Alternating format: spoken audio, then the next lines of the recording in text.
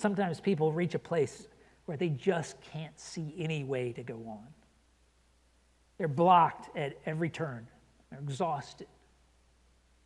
And in those times, verbal encouragement, as important as it is, it just often feels empty. It falls on deaf ears.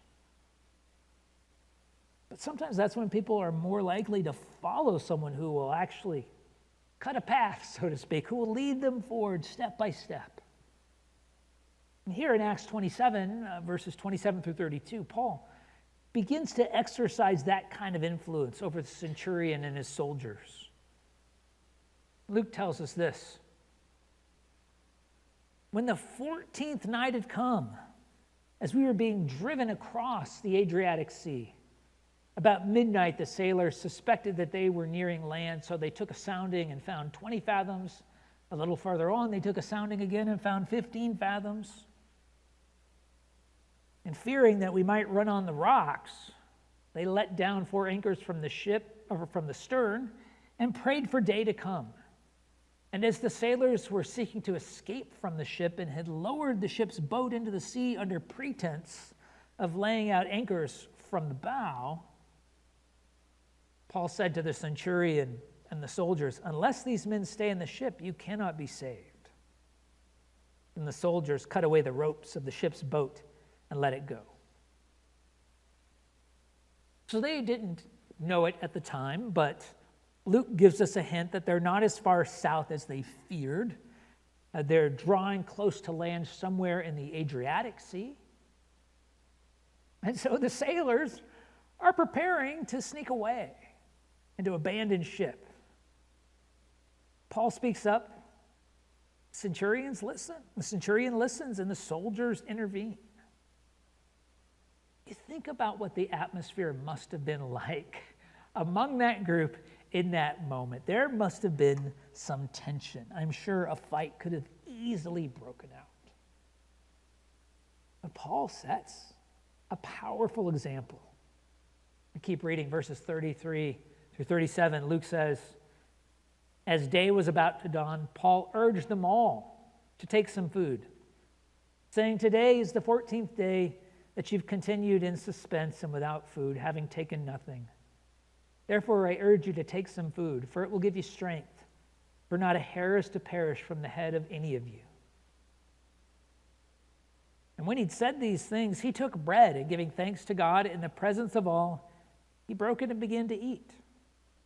And they were all encouraged and ate some food themselves. We were in all 276 persons in the ship.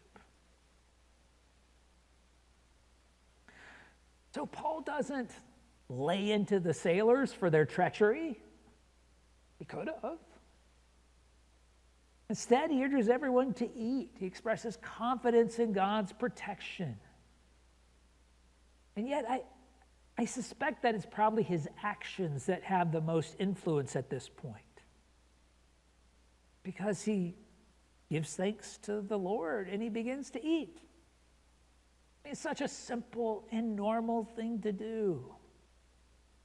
But in crazy circumstances like that, it demonstrates confidence in God.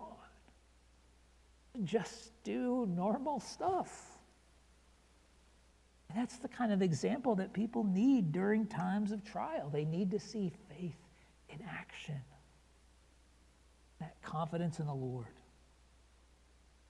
And so the centurion's esteem for Paul continues to grow. We keep reading verses 38 through 44. It says, and when they had eaten enough, they lightened the ship, throwing out the wheat into the sea.